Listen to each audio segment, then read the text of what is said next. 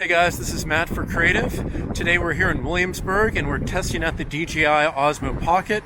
There's another firmware update and it got better at face tracking, although we are not doing that right now. So if I move this way, it knows that my face is here, but it does not know where. I'm going to run across the street. Let's see the stabilization. So normally what I like to shoot with is if I have nothing else with me, it's going to be my iPhone. But what I've started using is an Canon M6 mirrorless camera with an EFM 22mm f2 lens. And that's great for background blur. It gives you a nice cinematic look. But this has given me even better low light performance. I've been a fan of this. Although the background doesn't get as blurry, I still have loved the quality of this, and when you do a walking vlog, the stabilization on this really can't be beat. I mean, the iPhone does have optical image stabilization, but there's nothing like having a small gimbal in this small package. So as we walk around here, there's always going to be ambient light, so there's always going to be, a little bit of light around me. And turning this down to 24 frames per second, that's going to help a little bit more. If you go up to 30 and then up to 60, it's going to get increasingly worse to shoot at night.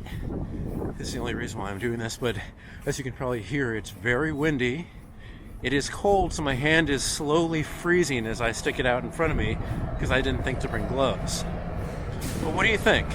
Today is February the 7th, 2020. This camera was now released in 2018, so it's been a while now. But what do you think? Is this something that you would be using yourself in 2020? It's a possibility. I honestly have been waiting for them to release a new camera, but if they don't, I'm really not going to be disappointed. I've never seen a need to update this, except for maybe having a larger sensor, like one of the 1-inch sensors. How they would do it, I have no idea. The camera would have to get a little bit bigger. I just don't want to compromise with the portability. This is like putting a pen in my pocket. And the other people who I've talked to who have been a fan of this say it's the same thing. It's a great little camera.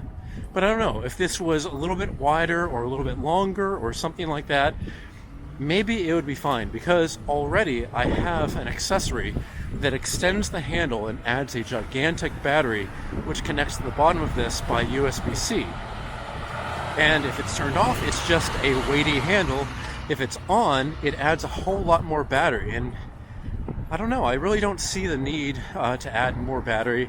I would just like a little bit better performance in general. So let me know, what do you think? Is this video quality good?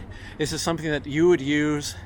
I mean, if you live in the city with the ambient light that I have, are you going to be in the same situation? And when you shoot, do you shoot in follow mode, or do you have this kind of fix so you can like tilt things around with your arm but still have that stabilization? Or do you use the the fixed tilt, and you can shoot in flashlight mode and do things like that, maybe when you're biking? For me, I just like it in this mode. I've been very happy. But if you have any questions, leave them in the comment section below. Myself, I'll answer, or somebody else may as well. You can find me on Instagram at m8b9, and you can also email me at matt8b9@gmail.com. Alright guys, thank you so much for watching, and I'll see you next time.